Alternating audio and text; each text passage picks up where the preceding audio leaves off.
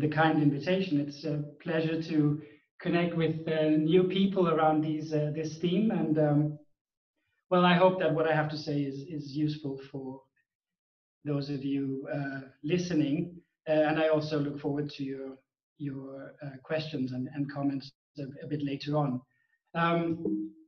So let's see if we can get this rolling.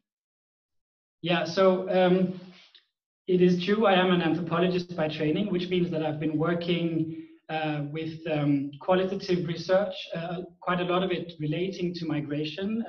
I did my first sort of small study in Dakar in Senegal. You can see it there on the western tip of West Africa, looking at young people wishing to migrate towards Europe about 15 years ago. I've then done quite a lot of empirical research in Burkina Faso and Côte d'Ivoire, looking at labor mobilities between those two countries. And then more recently, I've just started a new project with a couple of colleagues looking at regional mobility in the wider Sahel region of West Africa. Today, I won't talk that much about these empirical cases, but they do kind of inform my approach and my interests.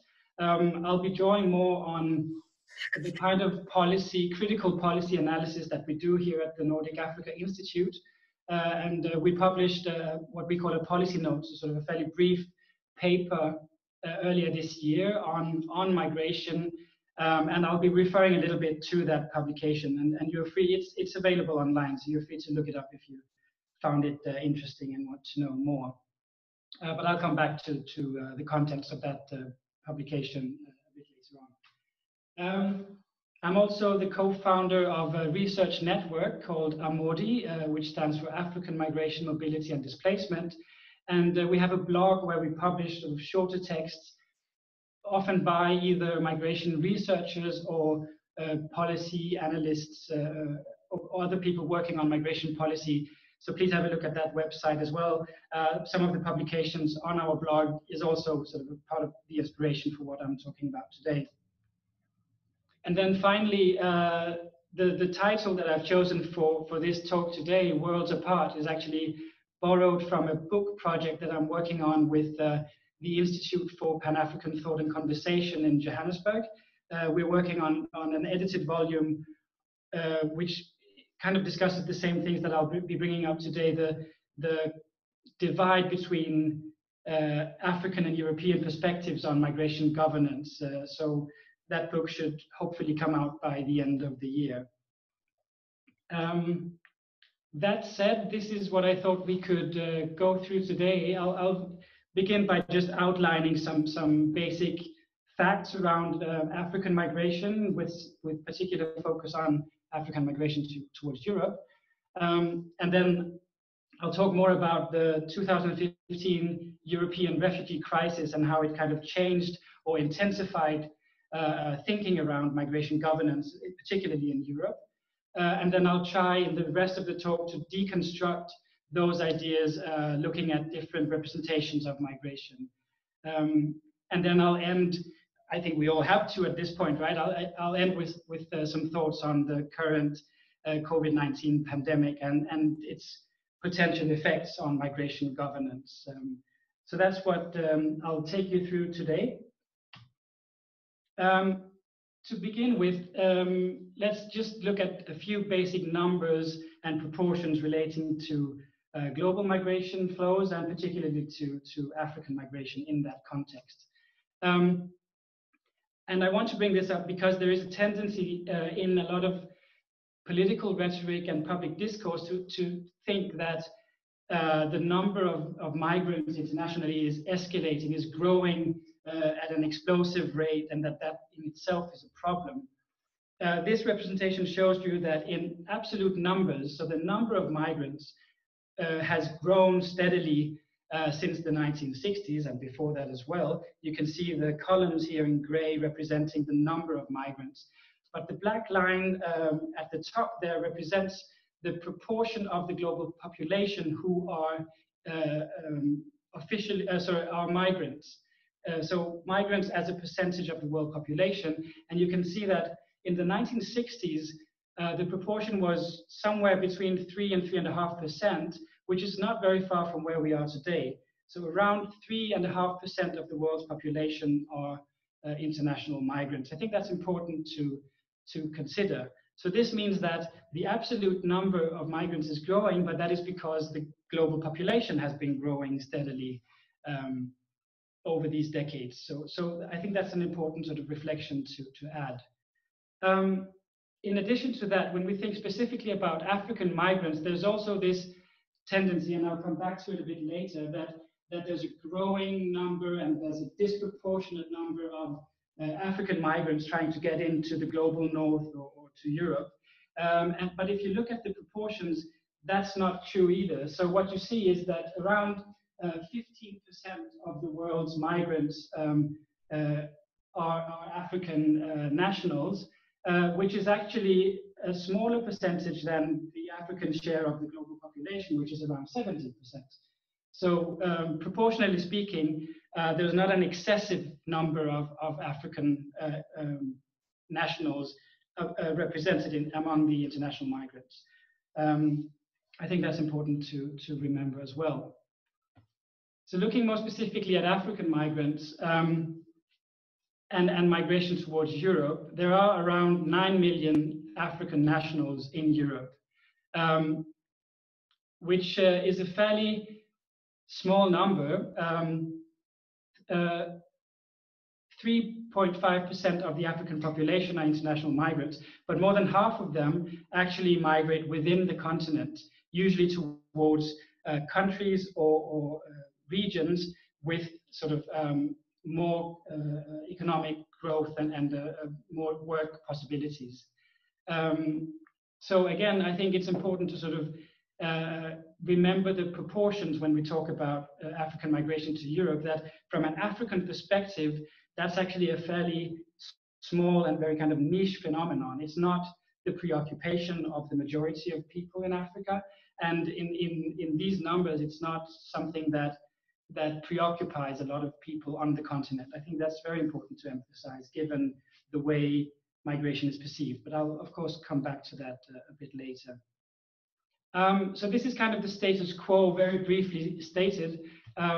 What is raising concern among policymakers and especially among European politicians, but also electorates, if you want to put it that way, is the potential of Africa's population growth in the coming 50 years. There's been a lot of talk about the African continent being where the largest sort of population growth will happen in the coming 50 years, and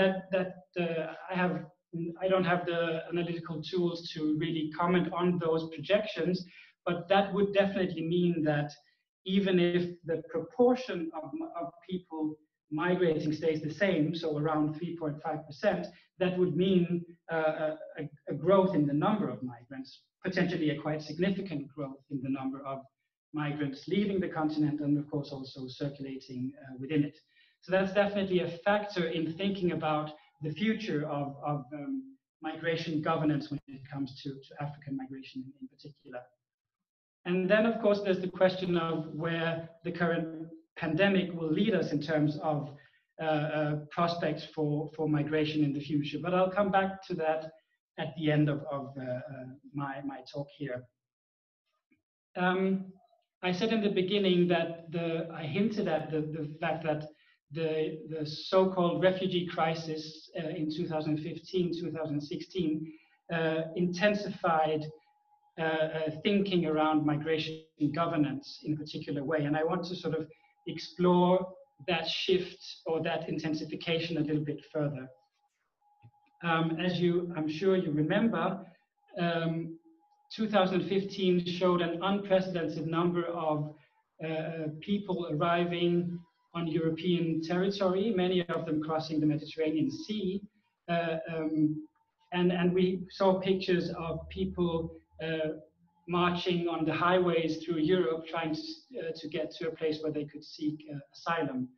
So during the year of 2015, more than 1 million people arrived in Europe this way. And of course, it was a shock to the European system for receiving migrants, and it became, as I'm sure you're aware, an intensely debated political issue, both at the EU level and across Europe at the national level.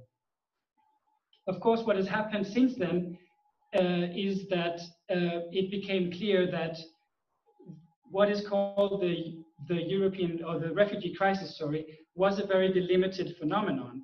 So you can see here in the bottom of the screen how the number of arrivals over sea and land to Europe leveled quite quickly through the first half of 2016 and has stayed at a fairly low level since then. The number of arrivals across the Mediterranean actually reached a 10-year low last year. So there's a decreasing number of people crossing the sea for several different reasons, which I'll come back to. I put the notion of the refugee crisis in quotation marks because it's also important to distinguish between the phenomenon of European governments and the EU reacting to the shock of these arrivals, and then the causes of people's movements. I think those are two very separate phenomena. So on the one hand, you had the intensification of conflict in Syria, pushing a lot of people out of the country and also creating a lot of IDPs, internally displaced peoples within Syria. But I would think that it's more relevant, especially at this point, to think of a Syrian refugee crisis and its effect on Europe. On the other hand, it's quite appropriate to call it the European refugee crisis because what has created the strongest political and governance effects are actually the bureaucratic crisis of trying to deal with the arrival of Syrian refugees, not sort of the Syrian refugee crisis in and of itself. So, yeah, the event that created this intensified debate around migration was actually an administrative or bureaucratic crisis in migration governance in Europe, and I think that's important to make that distinction.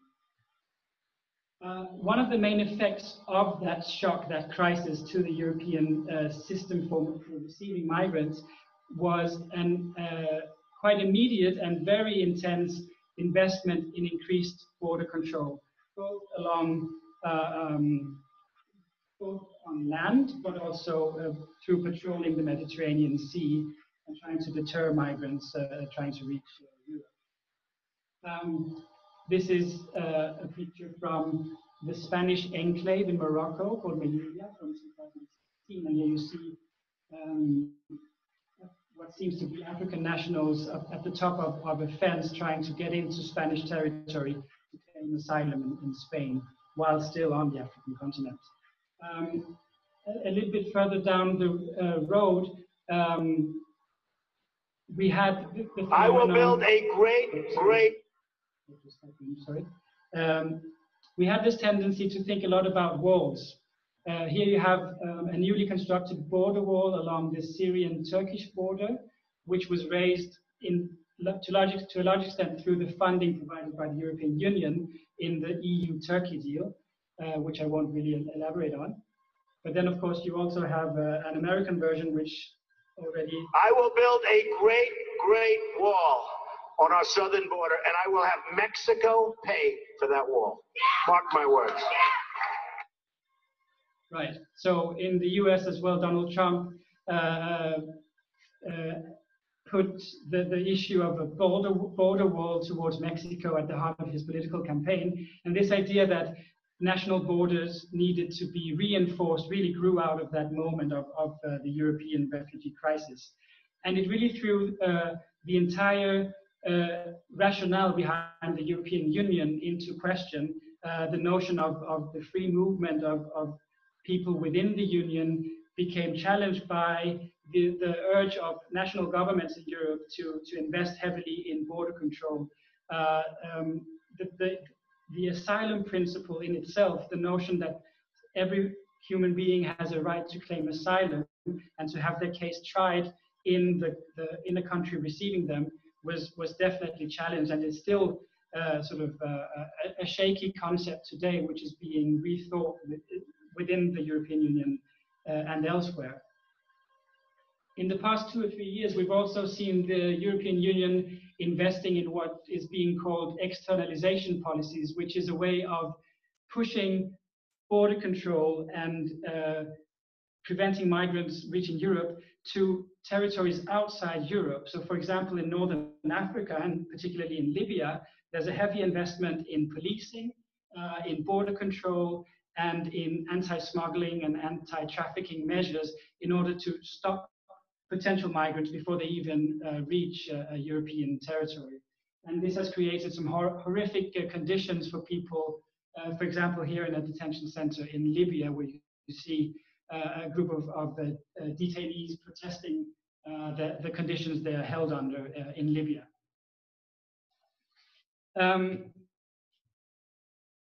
What we can see is that although the so-called refugee crisis of 2015 and 16 was a delimited phenomenon that sort of faded during the first months of 2016, the sense of a crisis has persisted, and there is now talk of a European migration crisis as a much broader phenomenon. There's still this sense that the European way of dealing with migration management is still in crisis, is still not working as it should, and is creating tension both within the EU and nationally in political debates. A fairly significant example of that is, of course, the United Kingdom and the Brexit debate, where immigration became a central issue. Here you have a South African cartoonist called Sapiro, who depicts where he thinks Britain is heading in this Brexit spirit. But what you see is that there's a very familiar, this is a familiar kind of reasoning around immigration as a threat. There is a fear of immigrants taking over sectors of the labor market. There is a fear that by inviting migrants from other parts of the world, the national culture will somehow be diluted or made inferior to these quote-unquote invading forces. And there's also sort of a reaction to the fact that many people in Europe are experiencing already an economy with a rising level of inequality. So under those conditions, there's a reasoning that taking in immigrants will increase those economic divides in society even further. As an anthropologist, I'm particularly interested in the way migration and migrants are represented, and I think that's my best contribution to some of these debates. So I want to look a little bit closer at the politics of representation behind some of these political ideas about the significance of immigration. And I want to start off with a campaign that I came across. This is an Australian campaign called I Came by Boat. And the idea of this campaign is that it's supposed to kind of serve as a wake-up call to see that people who arrived to Australia by boat as irregular migrants are actually more than just irregular migrants. They are doctors, they are IT specialists, they are graphic designers. And it really made me think about why there is a need for this kind of campaign. Why is it necessary to point out that someone arriving to a country like Australia by a boat is not just an illegal migrant, but is a person with professional interests and perhaps even emotions and social connections. And in this campaign, I just want to get the name right, which was thought out by Blanca Dudas, who herself was a refugee from the Balkans in the 90s to Australia. She said that I'm doing it because I feel like the mainstream media and politics here in Australia have done their best to dehumanize asylum seekers and refugees. I was a refugee myself, and I can sort of put myself in their shoes. We need to try and humanize these people again and say, hey, these people are just like us.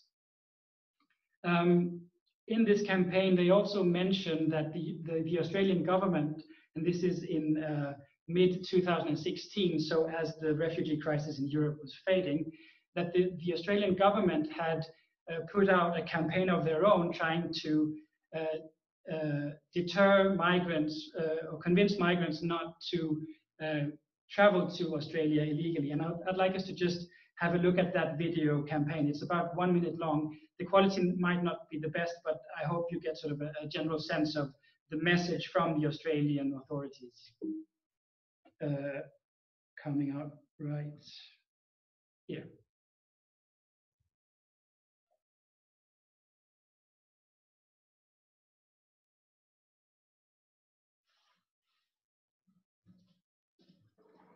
It is the policy and practice of the Australian government to intercept any vessel that is seeking to illegally enter Australia and safely remove it beyond our waters.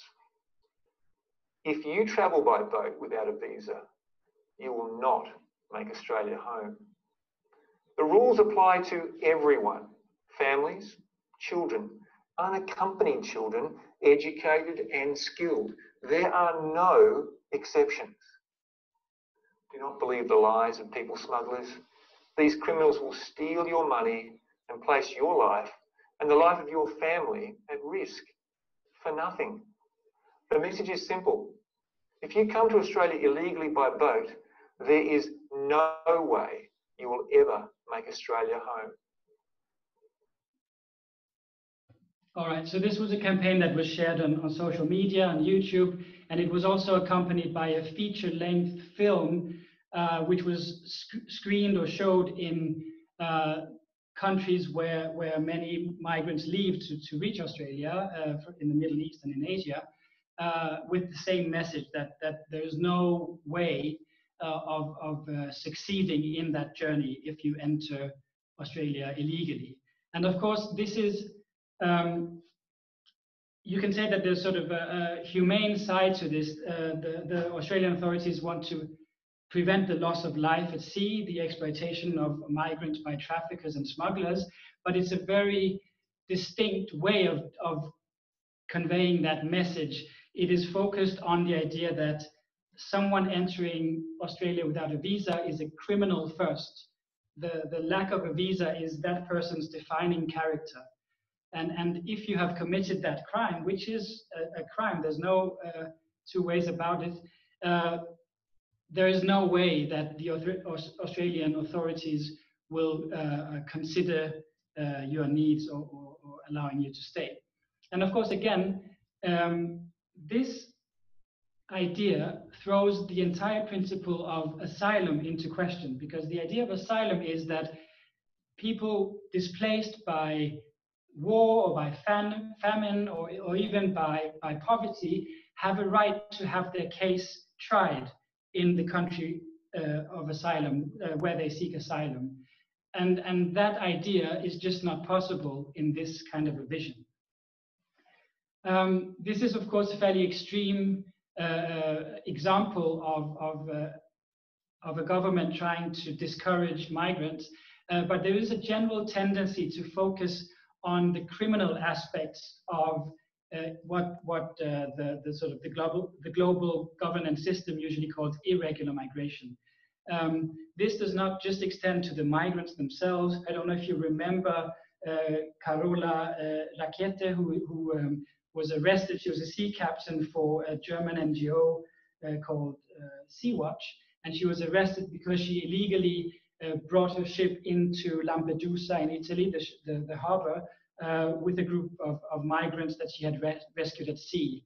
And there's been a general tendency to criminalize NGOs, especially on the Mediterranean Sea, people working to rescue migrants and bring them to shore. So there is sort of a broader tendency along these lines, which is perhaps not as extreme as the Australian case, but is definitely important to acknowledge. And another aspect, as you see in this video as well, is of course this military appearance, this tendency to militarize the response. You see here in the bottom of the screen a picture from the Mediterranean where, of course, the European Union are using military transportation vessels, etc., as an infrastructure for intercepting migrants, which you can understand the military is an efficient, well-organized machine to operate. But if you see that kind of a picture, you also get the sense that these are people in need who are met by machine guns and military uniforms. So it's a distinct way of militarizing the response to irregular migration.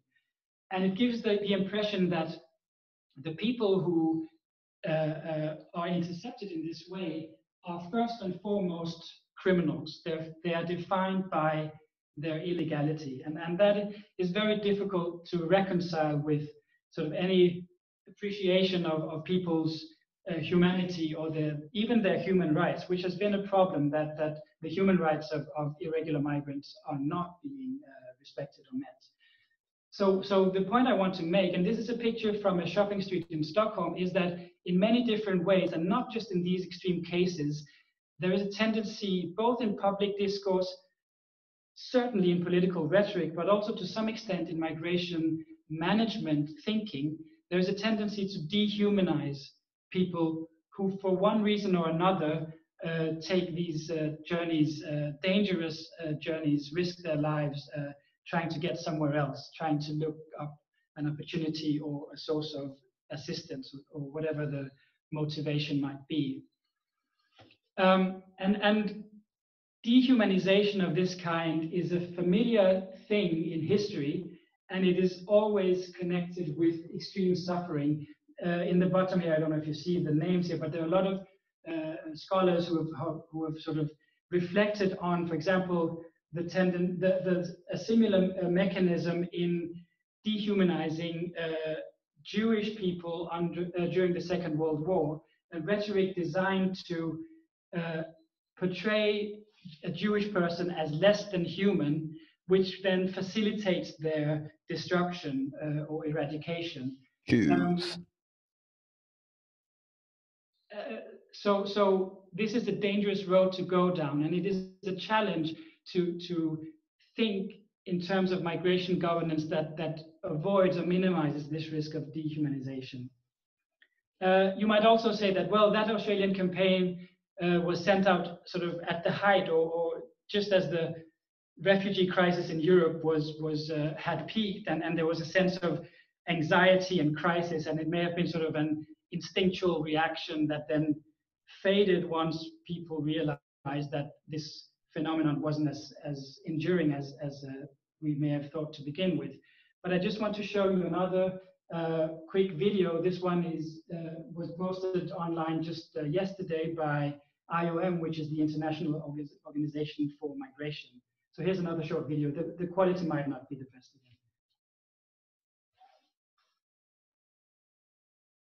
Maybe going to Europe is your dream, but it's definitely not mine, or at least not anymore. Like more than 7 million Africans, I decided to leave my country, but to stay in Africa. Why? Because I was not willing to risk my life crossing the desert and the sea. Because I was not willing to die for an El Dorado that doesn't exist. Because I was not willing to be trafficked, abused, or killed. Because my parents need me alive. When things got tough at home, I decided to go to Europe. It did not go as planned, but along the way, I've learned many lessons. Perhaps the most important one was that whatever you're looking for. Okay. All right, we'll try to continue. Okay, so we've seen two different campaigns, one from the Australian authorities.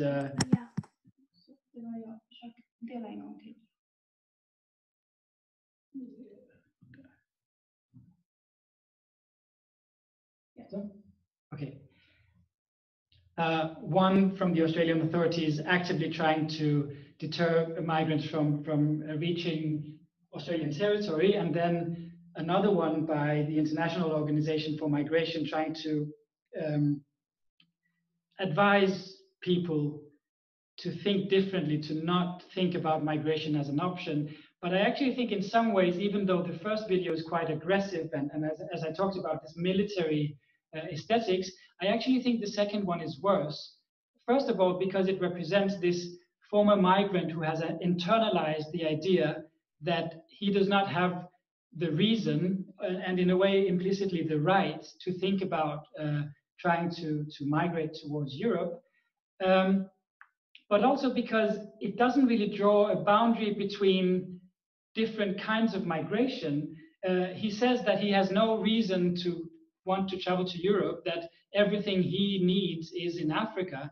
But of course, there are thousands and thousands of migrants who travel legally to Europe, and that is sort of a completely legitimate phenomenon. And this kind of a video has a tendency to blur the lines between different forms of migration and painting the picture that people should stay on their continent, which I think is extremely problematic.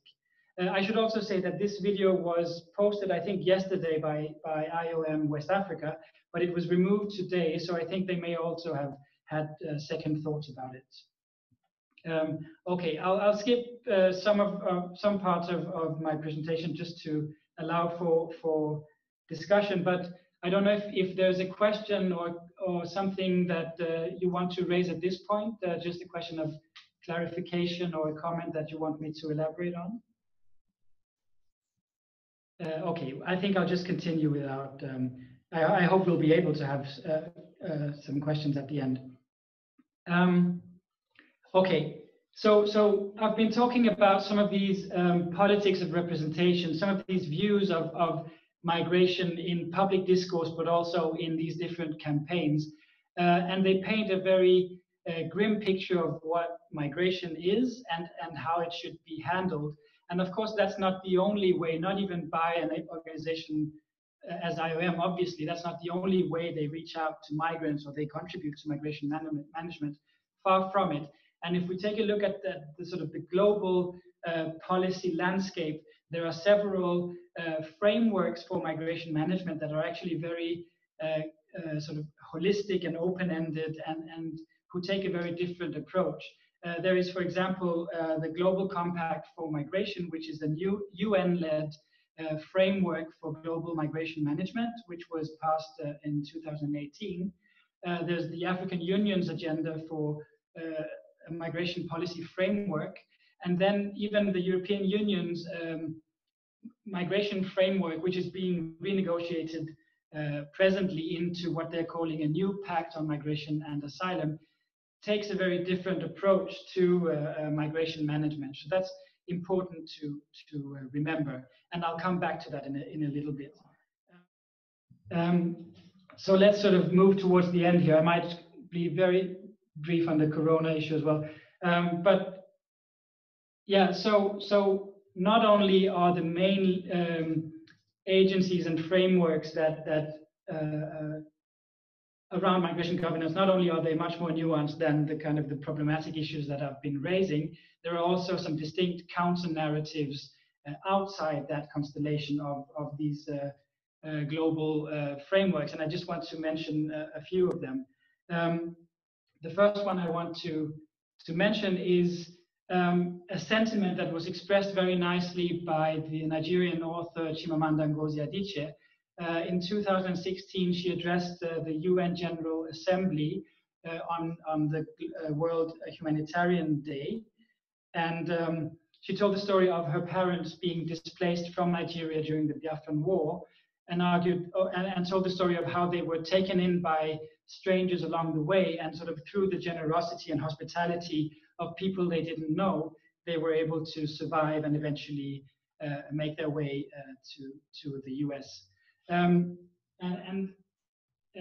Adichie raised the point that she's been talking about in different ways in different fora.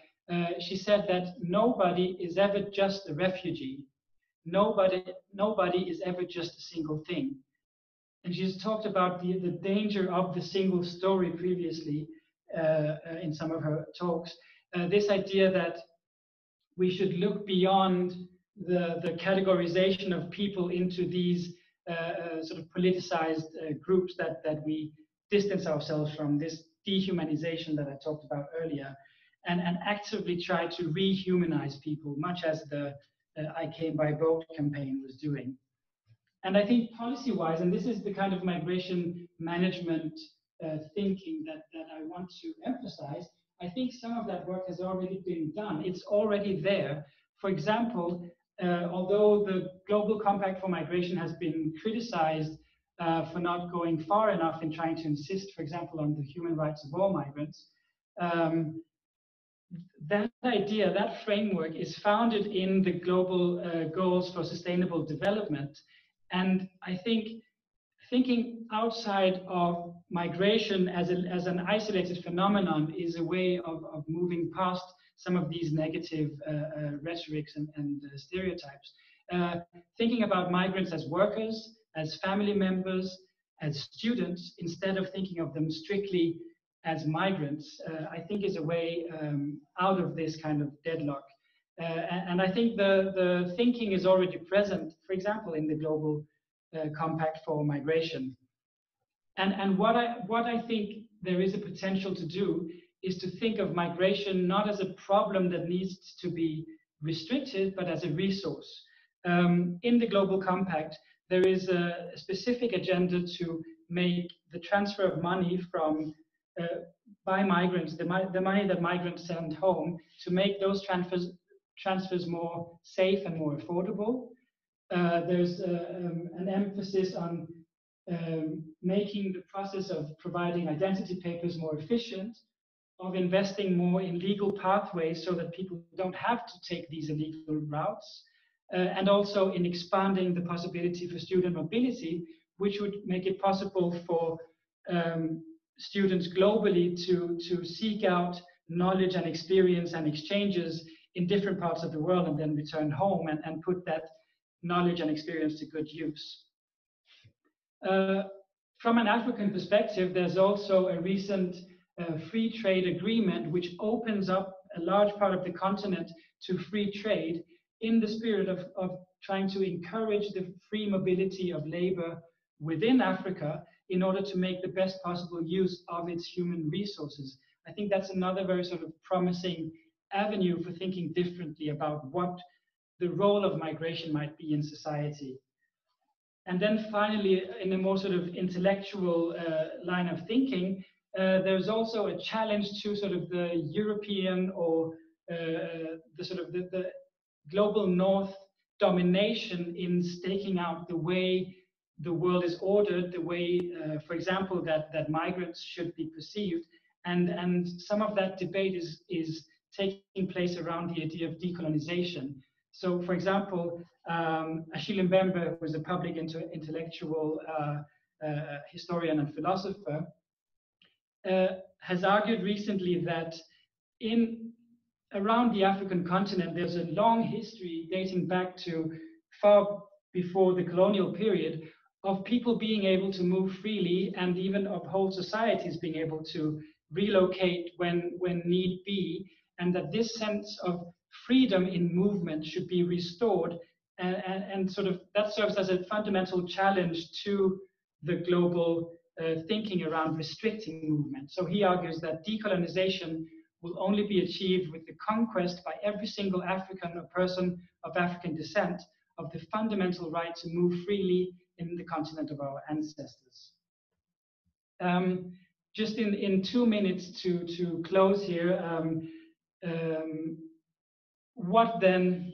So there are these policy possibilities for thinking differently about migration, for thinking not just about the illegality or the legal status of people on the move, and also of thinking about migration as a potential resource, something that can assist in development rather than being a threat to or a challenge to prosperity and economic growth, for example.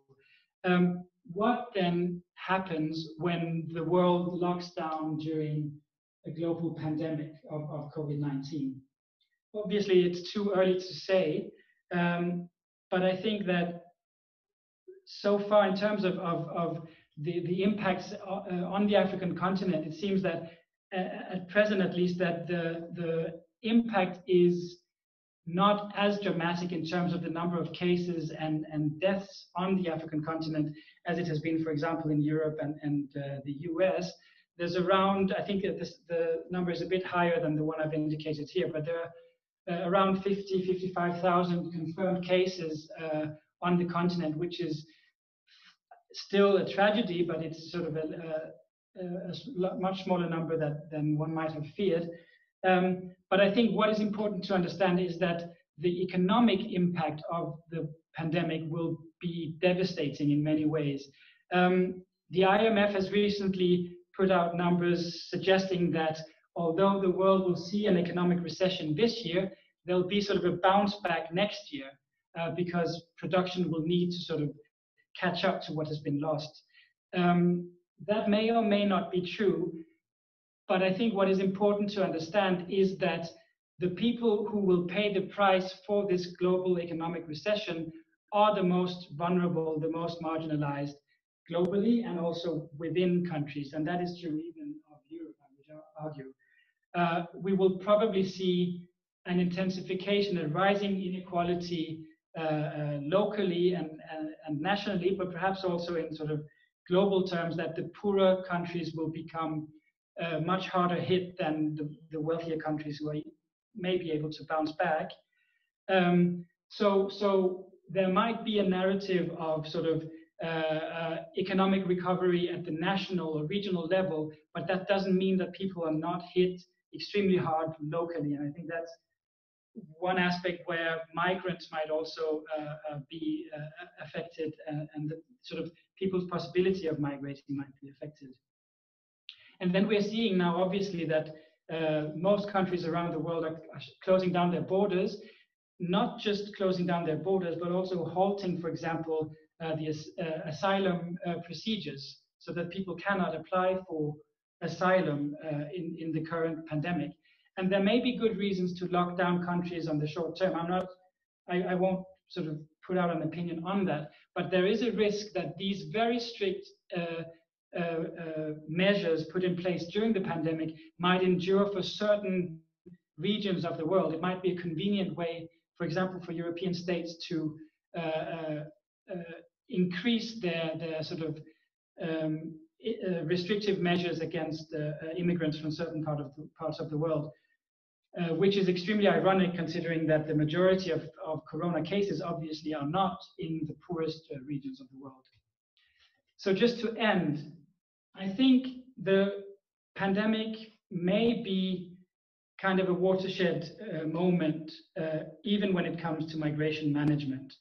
So the question that I want to end with is, will migration governance remain this scenario of two worlds apart, where European governments are trying to restrict movement, trying to reinforce their borders and keep people out, while African actors, including the African Union, are trying to encourage free movement and trying to shift the perspective on migration as a resource rather than a problem? Will we be reinforcing these old divides, or is this a moment to build back better, as the world experienced after the Second World War, for example? If these watershed divisions remain, and we are seeing some tendencies now, what we will see is a reduction of international collaboration, including development aid reductions. We will see poorer nations increasing their debt to deal with the pandemic, sort of drawing back years of, or even decades of development in that response. And we will see this reinforcement of the idea that movement, not just during the corona pandemic, is a problem, is something to be restricted and prevented. But there might also be a momentum for policy innovation. There might be sort of a moment now to take stock of where we might head in a different direction, building back policies on the basis of everything that's already available in these global frameworks, to think more holistically and more sort of productively about, for example, migration management. And as I've been saying, these policies are already there to be used.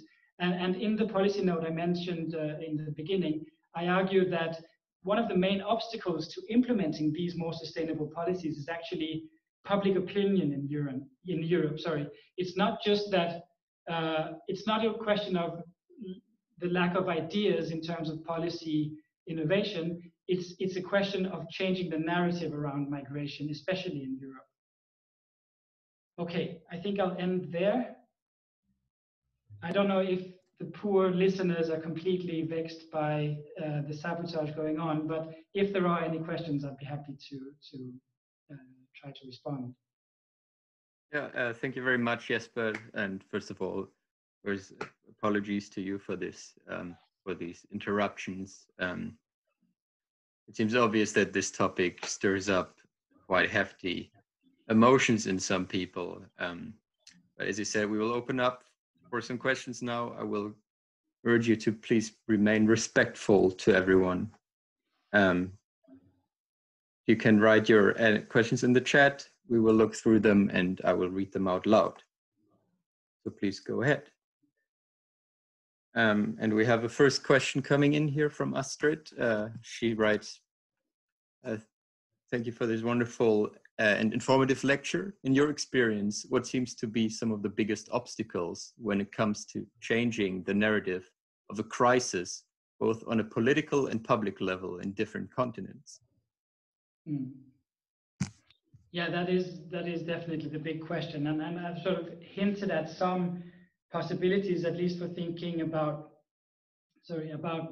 migration policy in a different light. But as I said, public opinion is very much against the idea that migration could be something useful, and this idea is even sort of taking root around migration within Europe, so not even considering migrants from the poorer regions of the world.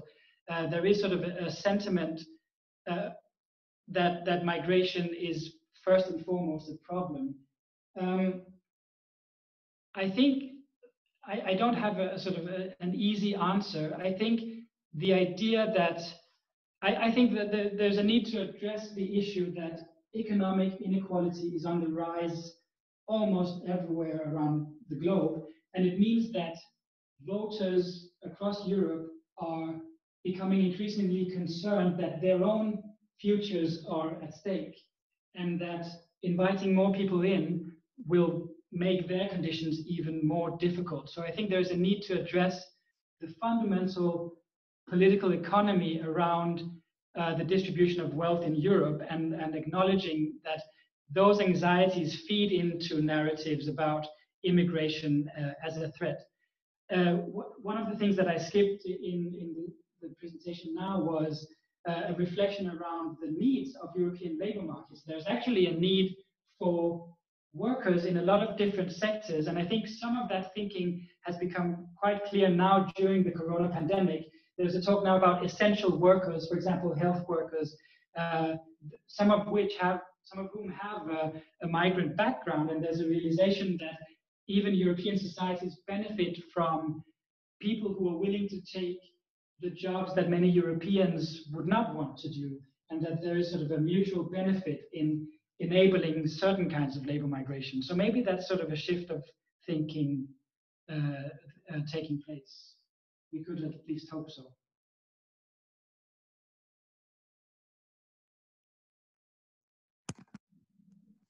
Okay, thank you very much. So there is another question here. And my question is about the Syrian refugees who are stuck between Turkish and the Greek border. Considering the pandemic, what do you think about the actions that both countries and the EU should take regarding the situation? Right. This is an extremely complicated and sort of difficult issue, and I think it precedes the corona pandemic. People have been stuck in a limbo, both within Turkey and along the Turkey-Syria border for years now, under very difficult conditions. And of course, a global pandemic doesn't exactly help their situation. It's easy to say that I think that the international community should address the needs of these people who are displaced, many of them from Syria, but also from from a range of other countries, and who become stuck in this situation. It's easy to say, well, we should do something about it, because that clearly hasn't happened.